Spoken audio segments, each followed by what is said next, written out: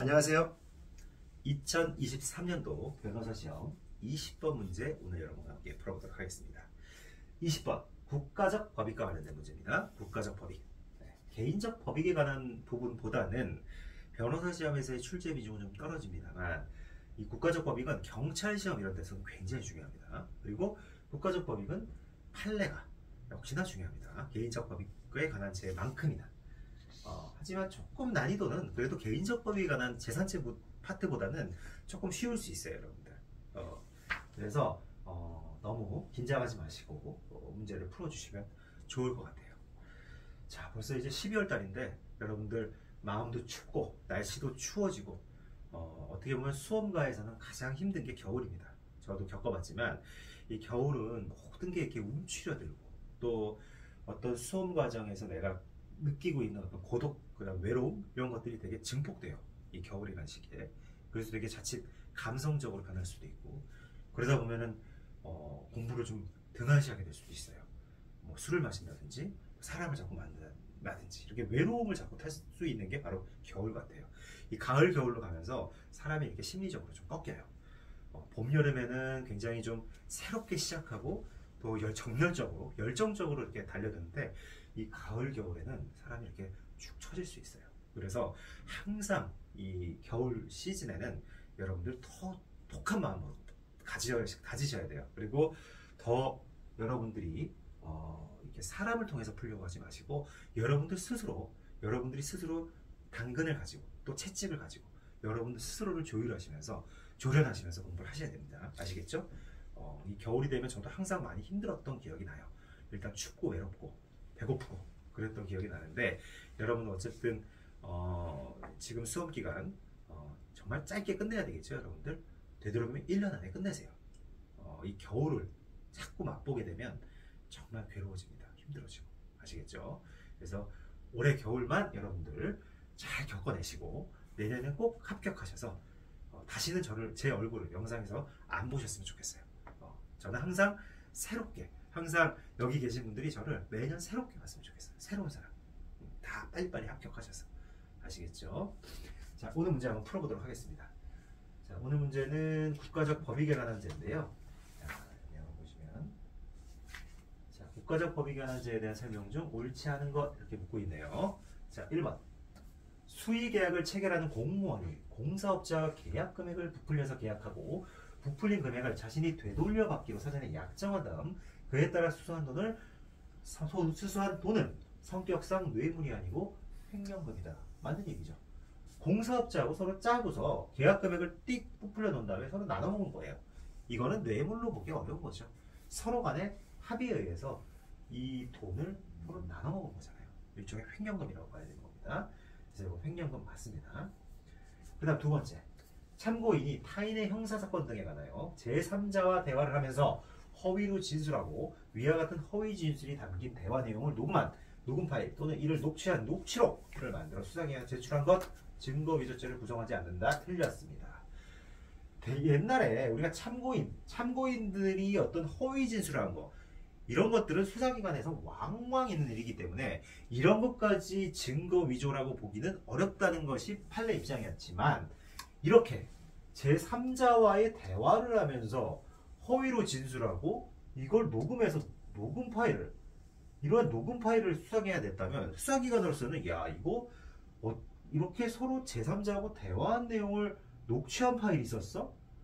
이거 보니까 이놈 이거 나쁜 놈 맞네.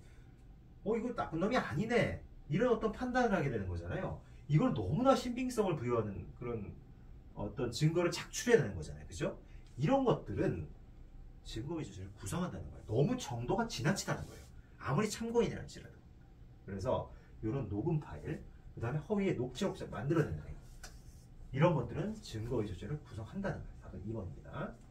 세 번째, 공무상 비밀 누설죄에서 법령에 의한 직무상 비밀이란 반드시 법령에 의하여 비밀로 규정되었거나 비밀로 분류 명시된 사항에는 한정되지 않는다. 이게 맞아요.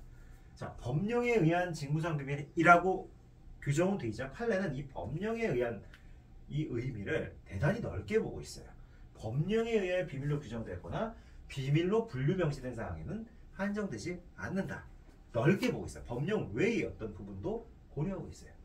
그래서 요거는 좀 넓게 어떻게 보면 좀 이 문헌적 해석, 이 유추 해석의 범위를 넘어선 것 같은데 우리 판례는 어쨌든 그렇게 해석하고 있습니다. 그래서 요것도 잘 기억해 두시고 네 번째, 무고죄에서의 징계 처분은 공법상의 감독관계에서 질서의 유지를 위하여 가하는 신분적 제재를 의미하므로 사립대학교 교수로 하여금 소속 학교법인에 의한 인사권의 행사로서 징계 처분을 받게 할 목적으로 허위의 민원을 제기하더라도 무고죄는 성립하지 않는다. 맞아요. 무고죄에서의 징계 처분보다 공법이에요. 공법에 근거한 감독관계가 전제가 되어 있는 거예요.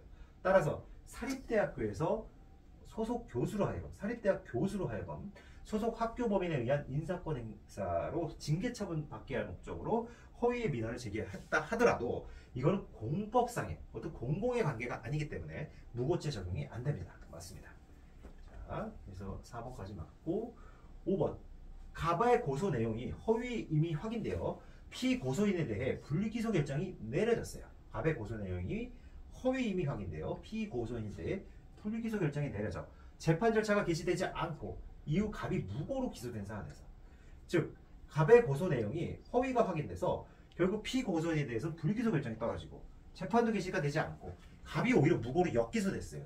이렇게 됐을 때 갑이 위 허위 고소로 인한 무고 재판 중에 이 무고 재판 중에 내가 부고 범행을 자백했어. 이렇게 됐을 경우에 갑의 위 무고죄에 대한 형을 감경 또는 면제해야 된다. 확정되기 전에, 판결이 확정되기 전에 자백했을 경우에는 우리 법조문상에 형을 감경 또는 면제해야 된다라고 규정되어 있죠. 필요적 감면사유로 되어 있습니다.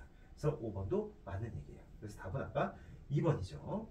그래서 1번 횡령금에 해당되고 2번 적극적으로 증거를 작출해낸 거기 때문에 이런 것들은 증거 위조죄를 구성한다는 거.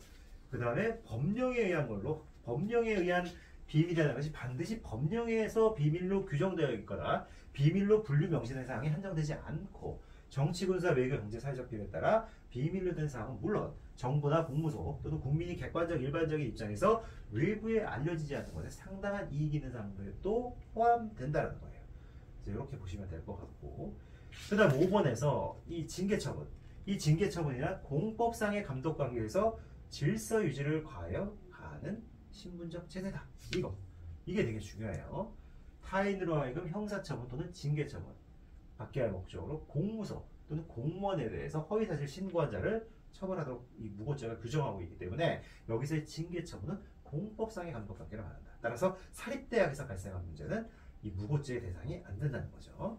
그 다음에 무고죄와 관련된 자백, 그 신고한 사건, 무고를 범한 자가 그 신고한 사건의 재판 또는 징계 처분이 확정되기 전, 그러니까 여기서 이 신고와 무고죄를 범한 자가 자기가 무고 신고를 한 사건의 재판 또는 징계 처분이 확정되기 전에 자백자산 때에 형을 감경 또는 면제한다라고 되어 있어서, 자, 이거를 혹시나 내가 무고죄로 역기소당한 그 사안에서 자백했을 때 그때는 못 적용하는 게 아니냐라고 생각할 수 있는데 우리 판례는 그렇지 않다는 거예요.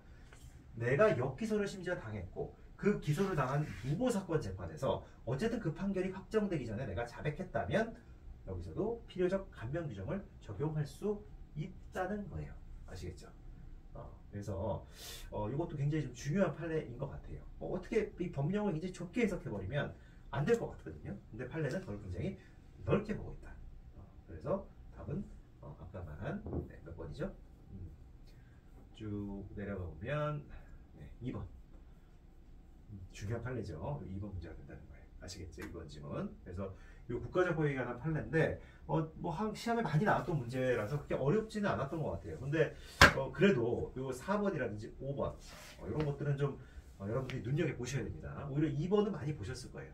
4번, 5번 판례 이런 것들은 여러분들이 처음 보실 수도 있는데 어쨌든 머릿속에 반드시 기억해 두셔야 될 판례입니다. 네, 오늘 여기까지 하도록 하겠습니다. 감사합니다.